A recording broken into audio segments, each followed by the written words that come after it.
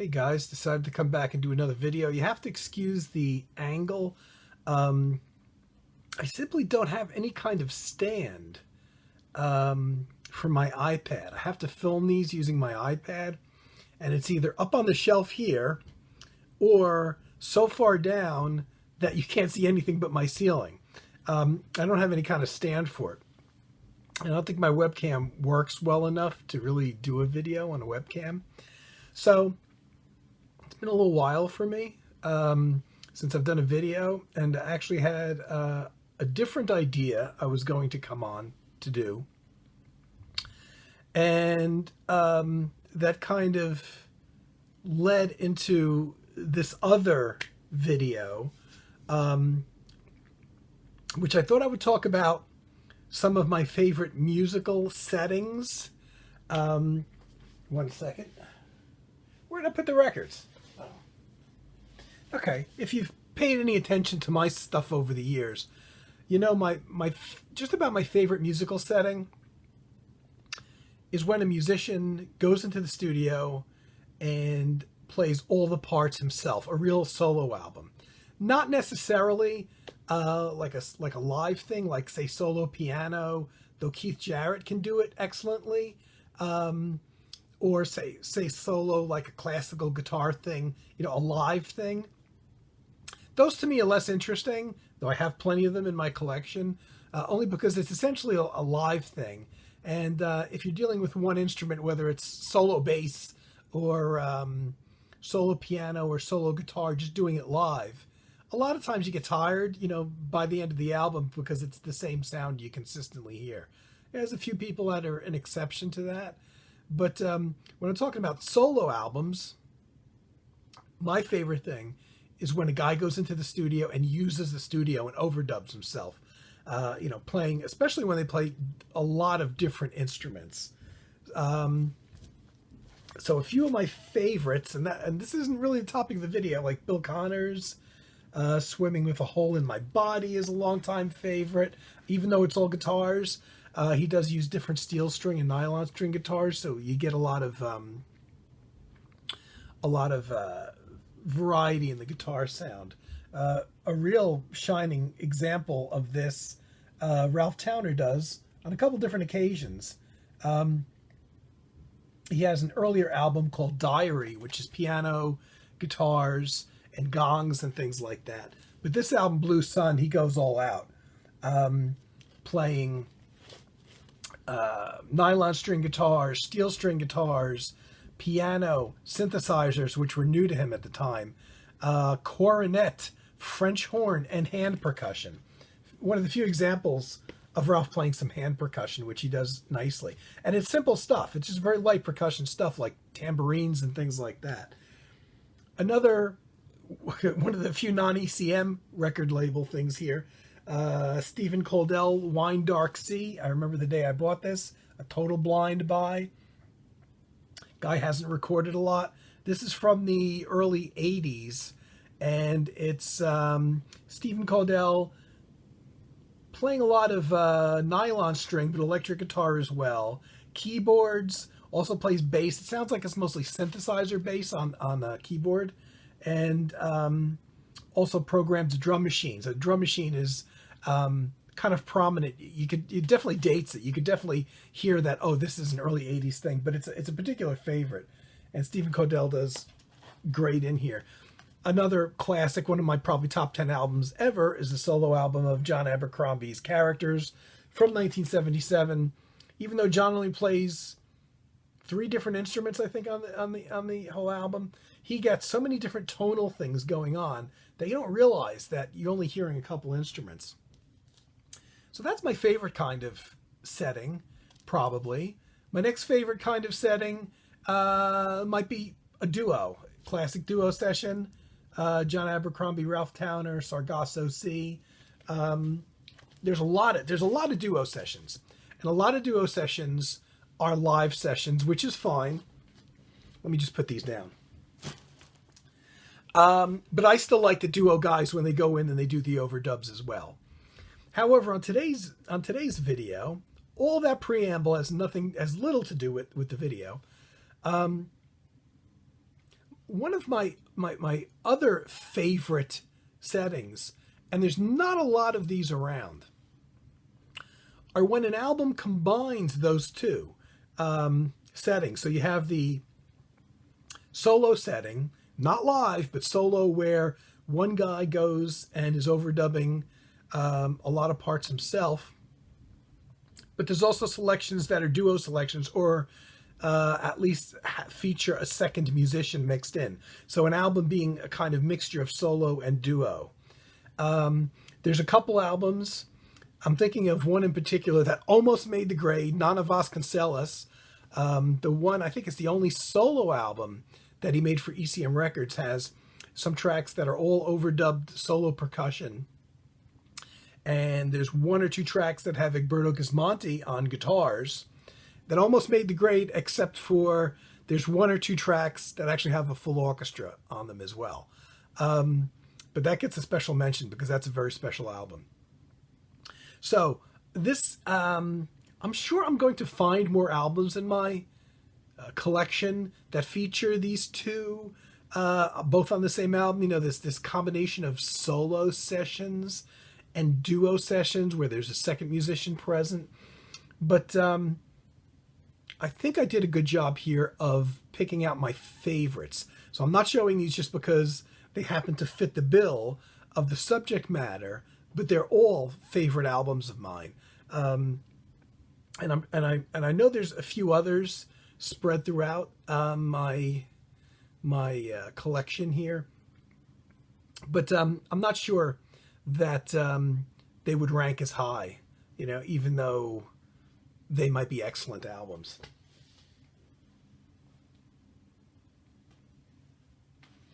So I'm going to start with one that my buddy Carm just showed in his video.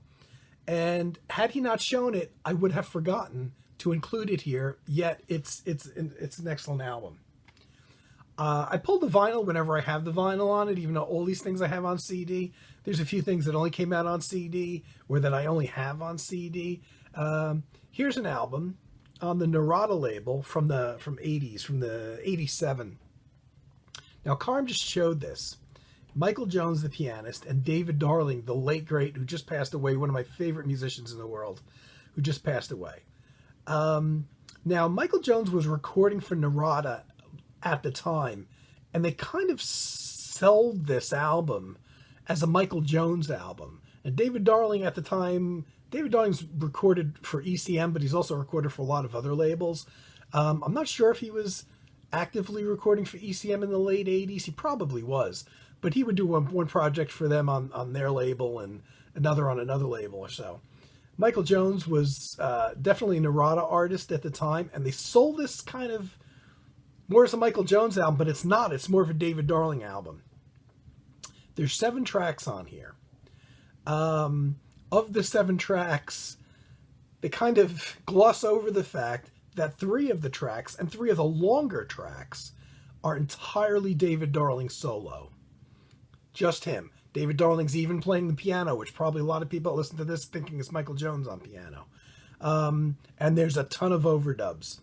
And those are my 3 favorite tracks on the album, no doubt. David Darling's playing cellos. He's playing electric piano, acoustic piano, all kinds of things.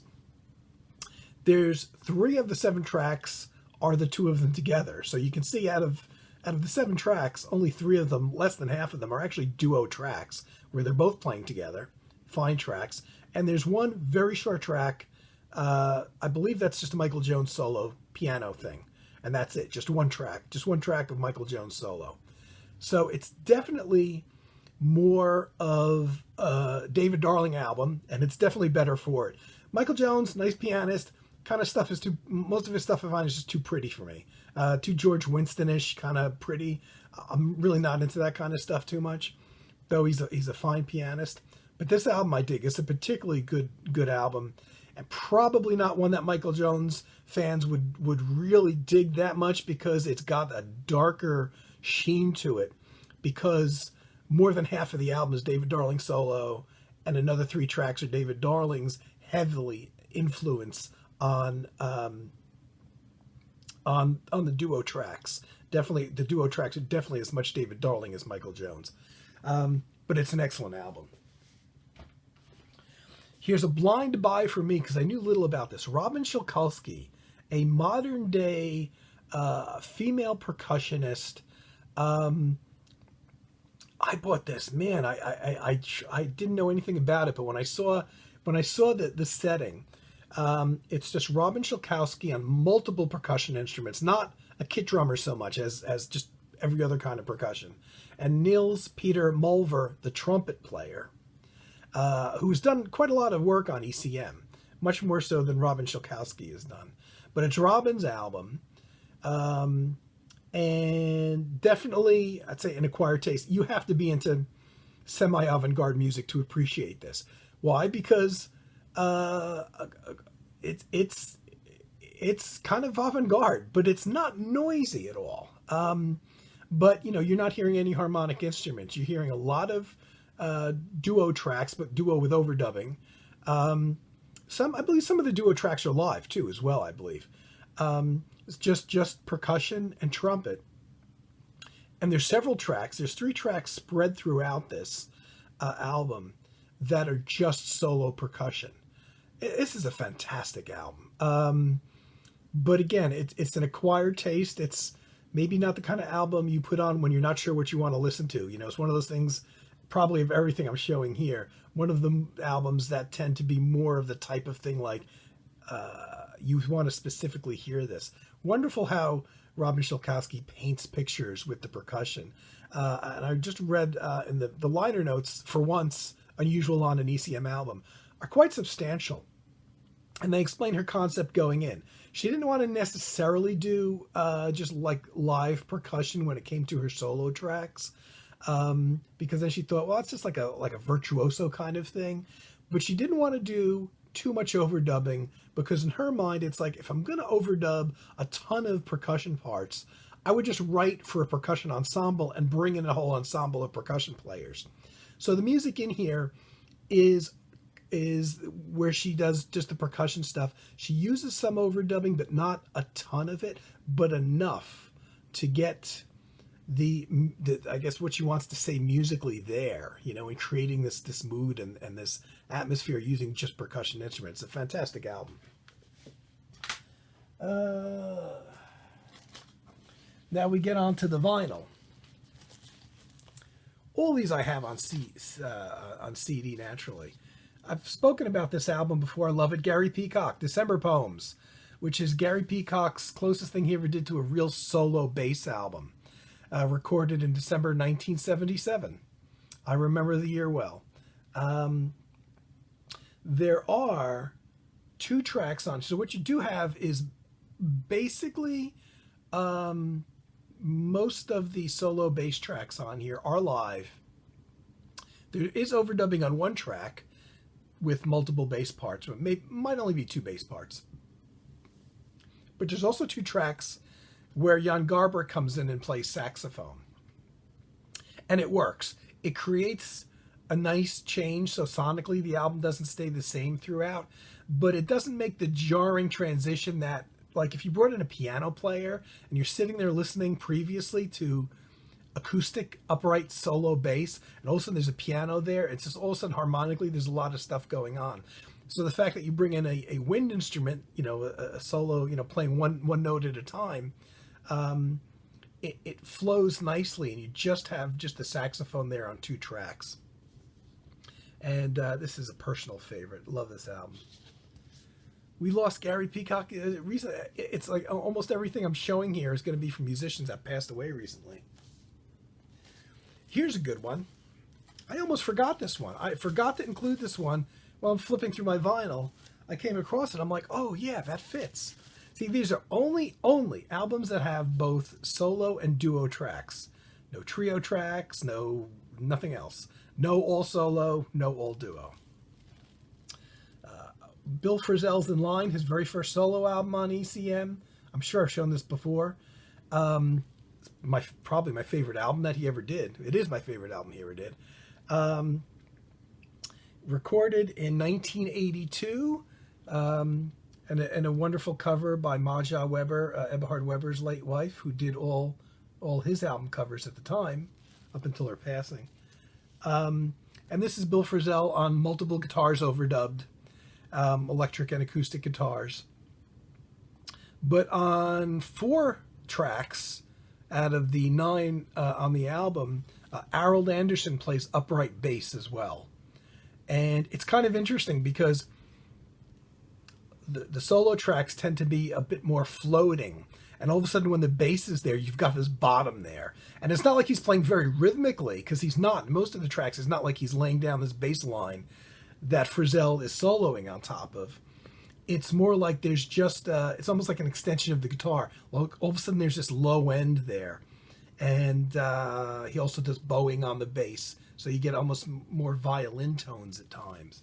Excellent album. Like I said, my favorite Bill Frisell album. And a good example of the duo solo thing. Here's another one I was flipping through that I had not considered. Then all of a sudden it's like, oh yeah, this one fits the bill. The only album this guitarist, acoustic guitarist, Steve Ellefson, recorded for ECM, when was this? 81, January 1981. Multiple acoustic guitars overdubbed, most of them steel string guitars. The late, great Colin Walcott plays percussion on this as well. He's not on every track. So you have some tracks that are just solo, multiple guitars overdubbed. Some tracks that are multiple guitars overdubbed with Colin Walcott's percussion. Like I said, some solo guitar tracks. And there's one very brief track, less than a minute and a half long, that's just Colin Walcott doing various percussion effects. Not even a rhythm, just these very spacey kind of effects using his acoustic percussion. A track called Awakening, which is really great.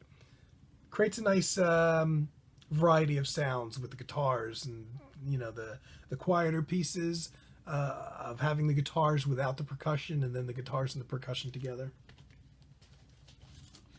Another one I didn't think of, which is among my favorite albums by this particular artist, and the first one I ever got by him, is Mark Isham's first real true solo album, Vapor Drawings.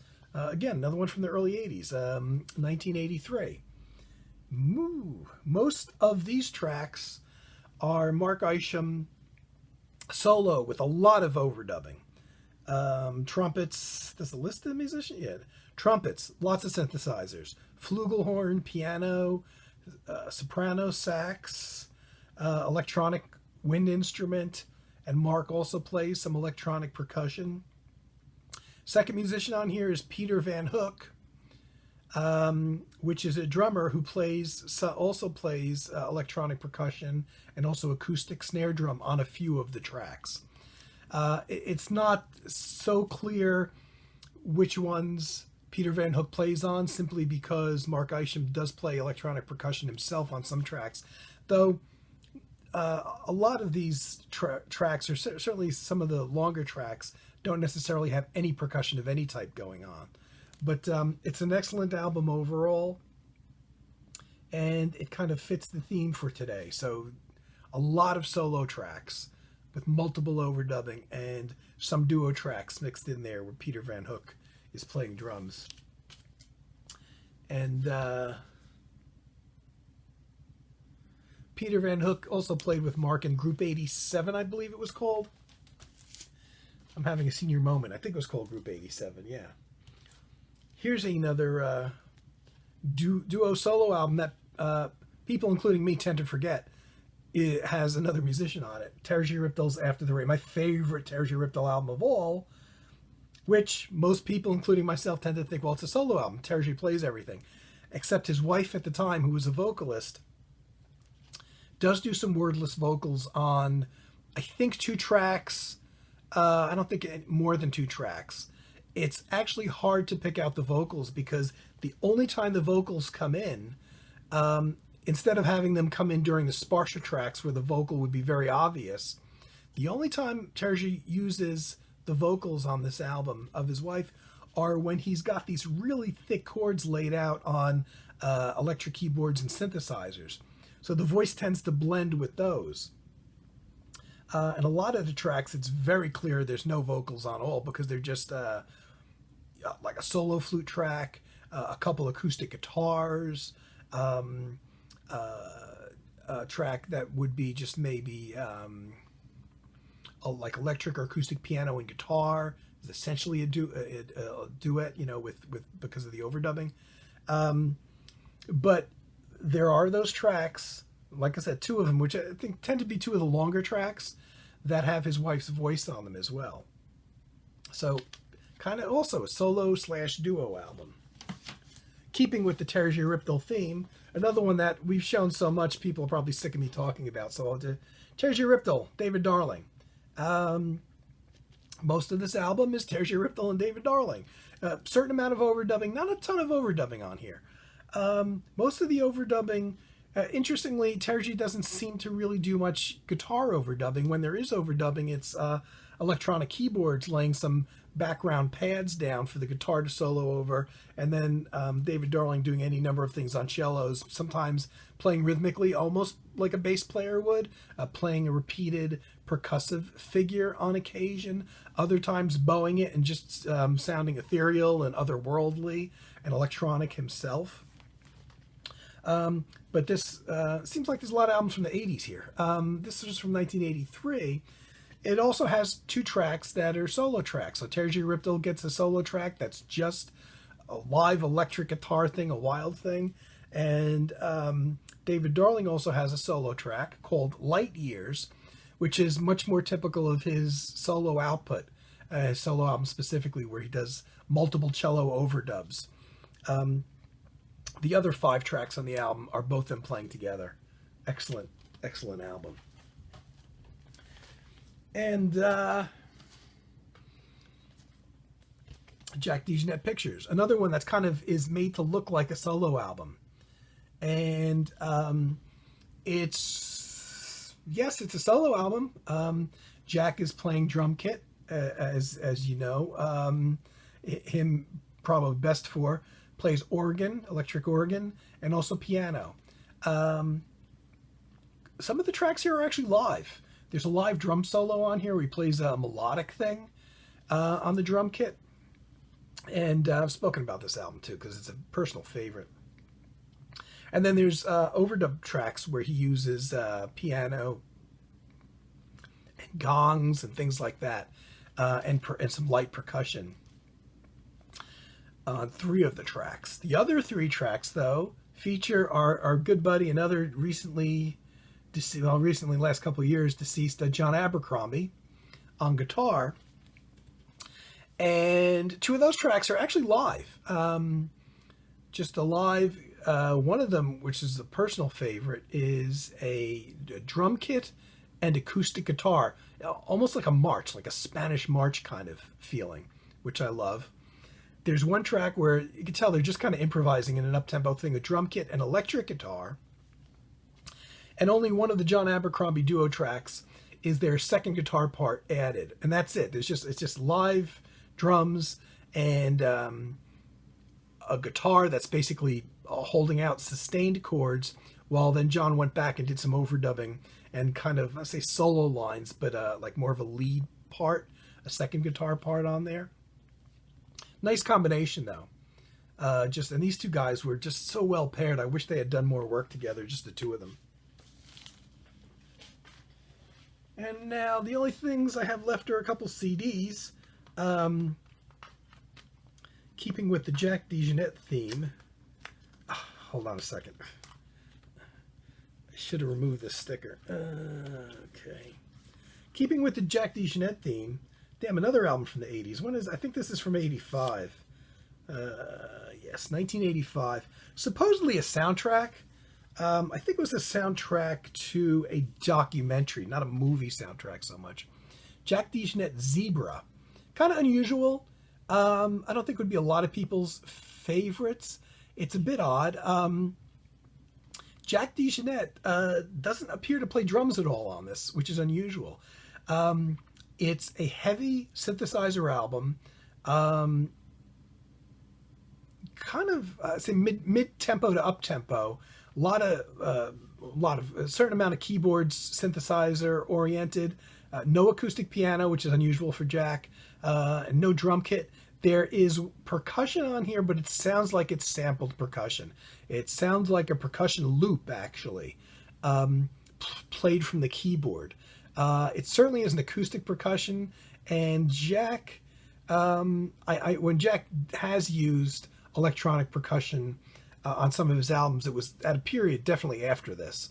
So I tend to think that the percussion that you hear on here, which definitely has a synthetic quality to it, is coming from the keyboard. An interesting album, if not like the most brilliant thing he ever did. It's certainly interesting. And trumpeter Lester Bowie plays on at least two of the 5 tracks on here, so which gives it a complete different vibe, because obviously the trumpet's an acoustic instrument and it's mixing in with all this electronic keyboard stuff. It's a very, very interesting album. I'm gonna keep this under 3 hours, so that you don't have to call in sick to work to watch it.